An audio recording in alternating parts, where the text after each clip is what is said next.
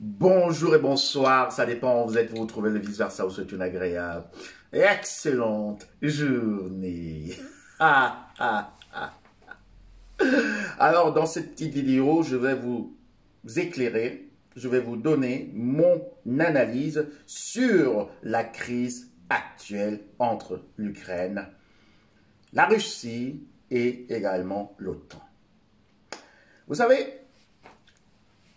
les médias aiment faire la propagande. Et aussi, si vous entendez dans tous les médias le même son de cloche, alors pour vous, ça doit toujours être une sonnette d'alarme. Vous devez toujours tirer la sonnette d'alarme. Parce que là, vous savez également que la plupart des médias, à peu près 85%, sont monopolisés. Donc maintenant, on a trouvé un bouc émissaire, maintenant on a trouvé des victimes, maintenant on a trouvé aussi des pompiers pyromanes qui vont aller éteindre le feu de ce conflit, alors qu'ils sont à l'origine de ce conflit. Je vais vous expliquer cela très brièvement à partir d'un instrument que j'ai pensé, c'est la pyramide vampirique et narcissique selon le vice-versa. Vous savez que tous les médias maintenant sont dans la manipulation et aussi toutes les grandes puissances. Quand ils veulent atteindre leur propre intérêt, alors ils vont commencer d'abord à diaboliser leurs victimes. Et maintenant, on nous présente une autre victime, alors que ce n'est pas vraiment la victime réelle. Je vais vous expliquer ça très rapidement. Alors, nous avons cette pyramide, et nous avons en haut de la pyramide toujours un donneur d'ordre. Le donneur d'ordre donne des injonctions au PN. Et en fait, j'ai créé cet instrument, cette pyramide, par rapport aux relations entre couples, les relations également professionnelles, donc interpersonnelles, mais on peut la juxtaposer jusque dans les grands cercles des décisions, donc ça veut dire ici, même par rapport au rapport, au conflit entre les États. Qui est le donneur d'ordre? Le donneur d'ordre dans cette pyramide, c'est USA. Et qui est le PN? Parce qu'en principe, dans cette pyramide, le PN, ça veut dire le pervers narcissique. Qui est le pervers narcissique? C'est l'Union européenne. Et qui est le complice? C'est l'Ukraine. Alors, qu'est-ce qui se passe? Le donneur d'ordre donne justement des injonctions à qui? Au PN. Pour aller contre qui? Pour aller contre cet individu. Pour aller contre la Russie. Et comme le PN ne peut pas le faire seul, parce que c'est comme ça que ça se passe, hein, selon ce schéma, le pervers narcissique, qui est ici le EU, va chercher un complice. Il va chercher un complice qu'il va envoyer aussi en guerre contre cet État. On va dire ici contre la victime. Parce que ça, c'est la vraie victime. Dans la pyramide vampirique et narcissique, selon le vice-versa, la victime est toujours au centre du triangle. Alors, qu'est-ce qui se passe? Le donneur d'ordre envoie justement des armes, il envoie des armes, parce que c'est ce qu'on a maintenant, il envoie des armes à qui? L'Union européenne. L'Union européenne qui envoie également ses armes à l'Ukraine. Et l'Ukraine va maintenant en bataille contre la victime. Mais il faudrait aussi peut-être que je vous dise quelque chose sur ce personnage. Ce personnage, en fait, a su prendre ses possibilités. Il a su entrevoir ce qu'il se passait parce qu'en fait, c'est lui qui était menacé. C'est lui qui était attaqué. Et pendant les 10, les 20 dernières années, il a pu renouveler son arsenal militaire. Il a pu renouveler sa force de frappe. Et c'est pour cela que toutes ces personnes sont obligées de s'associer contre lui. Alors, il y a un flux qui passe ici, des armes, et de ce côté de l'Ukraine, qu'est-ce qui passe? Il y aura des ressources naturelles qui doivent être livrées ici, et qui vont également faire le tour pour arriver de ce côté. Vous savez, il ne faut jamais laisser de traces. Hein? Donc, nous voyons ici que ce cercle, en fait, ce cercle que vous voyez, c'est la puissance de frappe hein, que la Russie a pu développer toutes ces dernières années, qui lui fait donc pouvoir bloquer toutes les intrusions de ces trois protagonistes sur son territoire. Donc, l'Ukraine est bloquée à ce niveau parce que ça, c'est la force de frappe. Je vais mettre ici force de frappe. Ça, c'est la force de frappe de la Russie. Donc, toutes les petites, je peux dire, les intrusions dans le territoire russe ne peuvent pas se passer parce que justement, ça, ce sont aussi des pays que la Russie a encore pu annexer et aussi ses partenaires, ses alliés dans ce conflit. Et également, le PN, qui n'est que l'Union européenne, va aussi essayer de s'introduire ici, mais il ne peut pas. C'est bloqué. Parce que là, on peut dire que la Russie a le bouton rouge.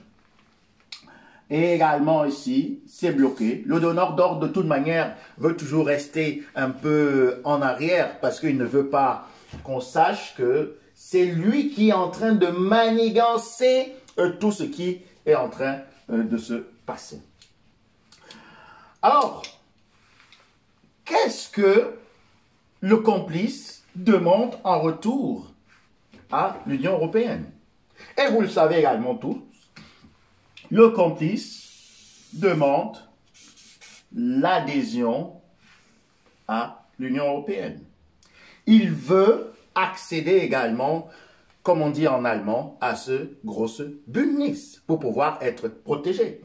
Mais dans ce double jeu de manipulation, c'est un jeu de dupes, je vous dis, et en principe, la pyramide vampirique et narcissique, selon vice-versa, est aussi dynamique. Donc, ce complice va être finalement livré. Il va être exposé. Ce complice va être exposé. Certainement, je peux encore dire dans le conditionnel, il sera certainement exposé par qui? Par Léo. Parce que, tôt ou tard, on va aller aux négociations. Parce que, également, ce personnage sait que s'il baisse les chines, s'il laisse tomber son avancée, parce que là, je vous dis, ça c'est l'avancée, hein, les avancées. L'avancée, on est en train d'avancer ici. Son avancée est forte. Hein? Son avancée est là, partout. Donc, il sait que s'il stoppe cette avancée, alors là, ces murs qu'on a vu là, ces freins, hein, ces zones tampons là, va tomber et il sera envahi. Donc, c'est une erreur stratégique qu'il ne peut pas commettre. Il ne peut pas commettre cette erreur. Et comme j'étais en train de dire, on va aller aux négociations. Et j'étais surpris, il y a là quelques jours, j'ai vu un petit nabo, un petit monsieur là, qui allait faire la guerre en Libye, qui est allé donner des conseils à notre petit gamin, pensant qu'ils peuvent aller, ils peuvent faire plier ce personnage, hein, cette grande nation. Et puis j'étais en train de rire. Il dit la diplomatie ou la guerre, et la guerre ou la diplomatie. Un petit monsieur comme ça, hein, qui porte toujours des talons, hein, portait toujours des talons comme ça. Je sais même pas si s'il est déjà libre pour venir parler devant les médias. Et je ne sais pas aussi si son bracelet a peut-être bipsé, hein, a peut-être signalé comme ça quand il était devant les médias. Parce que là, quand on voit que c'est ce personnage qui va donner des conseils, des stratégies de guerre à un autre petit enfant de la maternelle, alors qu'on voit que j'ai vraiment mal pour ce peuple ami, pour cette nation. Elle était une grande nation, mais maintenant, elle est en train de jouer dans le mauvais camp. Et elle ne peut même pas faire autrement. Parce que même en Afrique, elle est maintenant chassée. Cette nation est maintenant refoulée. Pourquoi? Parce que justement, comme je vous ai dit, cette nation est en train de prendre toutes les parts, et c'est pour cela que j'ai dit, c'est l'expansion, hein, parce que là, nous avons les océans, hein, on peut dire ici, on a de l'Atlantique, on a Pacifique, hein, donc cette nation est en train de prendre des grandes parts partout, hein, même en Afrique, et aussi en Asie. Donc, vous voyez que c'est en fait un plan, ça c'est un plan pour pouvoir encore diaboliser et attaquer et freiner l'évolution économique, l'évolution également géostratégique, militaire de cette grande nation. Alors, on va aller aux négociations. Tôt ou tard, on va aller aux négociations. Et qui sera le grand perdant de tout ceci? Qui sera le grand perdant? Voilà. Ça, c'est mon analyse, hein. Le grand perdant, ce sera le complice. Le complice sera le grand perdant. Alors, je vais essayer de vite récapituler pour que vous puissiez comprendre. Nous avons dans cette pyramide toujours un donneur d'ordre qu'on a nommé. Nous avons dans cette pyramide un parent narcissique, un PN qu'on a nommé. Nous avons dans cette pyramide zombifique, maléfique, un complice qu'on a nommé. Donc, le donneur d'ordre a motivé ce PN, Léo, hein, pour qu'il puisse sacrifier, hein, parce que c'est le sacrifice. Hein. Voilà, la guerre, c'est jamais bon. Hein, la guerre, c'est jamais bon, mais on sait comment ça se passe. Il faut toujours sacrifier quelqu'un pour pouvoir aussi obtenir quoi? Obtenir des richesses. Et on l'a vu dans tous les autres pays, comment ça s'est toujours passé depuis le Koweït, depuis l'Irak, depuis l'Afghanistan, la Libye, le Mali. On le voit partout. Et je voudrais aussi vous dire que ce pays, hein, le complice, il y a beaucoup de richesses naturelles, autant pour moi. Il y a beaucoup de richesses naturelles. Donc, le PN envoie des armes en souterrain, hein, mais ça ne se cache même plus. Et c'est comme ça que ça se passe toujours, on envoie des armes. Et après, quand les armes seront en circulation, il faudrait bien envoyer des casques bleus. Il faudrait bien déployer encore des forces pour venir encore sécuriser la zone. Parce que quand il y a beaucoup d'armes en expansion, en circulation dans un pays en conflit, alors on sait toujours que ça va atterrir dans les mains de certaines personnes très malveillantes. Et il faudra bien venir encore nettoyer tout le bordel. Donc en fait, ces personnes sont en train de jouer toujours le rôle qu'ils ont toujours joué, les pompiers pyromanes. Sans oublier le soi-disant gendarme, le gendarme qui est en haut là, je ne sais pas si vous le voyez, le soi-disant gendarme de la planète, qui lui-même n'est qu'un agresseur, hein, parce qu'on l'a vu, hein, on l'a vu en Afghanistan, on l'a vu en Irak et tout. Donc, j'espère que avec ce schéma, hein, vous avez pu comprendre ce qui se passe par rapport à cette crise. Nous voyons donc que ce complice sera livré plus tard. Et celui-ci, le PN, sera obligé de s'asseoir avec la Russie. Donc, au final, il y aura comme ça, hein, plus ça. Voilà. Et puis, est égal hein, à cette force hein, qu'on appelle l'OTAN. Et si on continue un peu plus bas, j'espère que vous me suivez, continue un peu plus bas, nous allons voir que l'OTAN sera obligé d'arriver dans un... Ce signe égal veut dire juste la diplomatie, veut dire les pourparlers avec la Russie.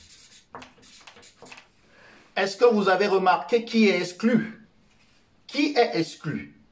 Parce que celui-ci, ce qu'il demande, ne pourra pas être effectué dans les brefs délais. Donc, quand il y aura encore des pourparlers, et c'est ce qui se passe toujours, c'est ce qui est vraiment très fascinant quand on observe cela. Je ne suis pas géostratège ou bien je n'ai pas fait les écoles de grande politique ou bien de sciences économiques, sciences politiques, mais c'est toujours ce qui se passe. Quand il y a à la fin des pourparlers, on ne prend pas le complice. On va toujours, les deux grandes puissances vont s'asseoir sans même celui qu'on aura envoyé comme ça, comme une petite brebis galeuse pour aller en conflit contre une très grande nation. Et il sera exclu même des pourparlers. Et à la fin, ce sont ces deux personnes qui vont gagner. Ou bien, on va dire ici, bon, s'il faudrait miser, il faudrait miser peut-être sur... sur quelqu'un ici. Moi, je vais miser sur... le soi-disant, la soi-disant victime, non, le soi-disant agresseur, parce qu'on dit qu'en fait, c'est lui l'agresseur.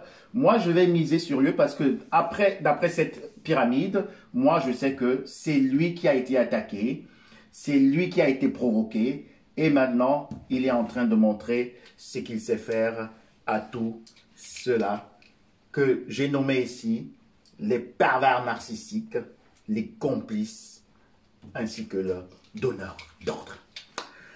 Alors, ça c'est mon analyse. Tout le monde ne sera pas d'accord avec cette analyse, mais si nous avons encore la liberté d'expression, alors je donne mon point de vue. Et si vous voulez bien enregistrer cette vidéo, enregistrez-la, parce que je sais que peut-être elle ne va pas mettre long sur cette plateforme. Entre-temps, je vous souhaite encore une agréable et excellente journée. Je m'appelle le VV, le vice-versa. À très bientôt. Bisous. Bye.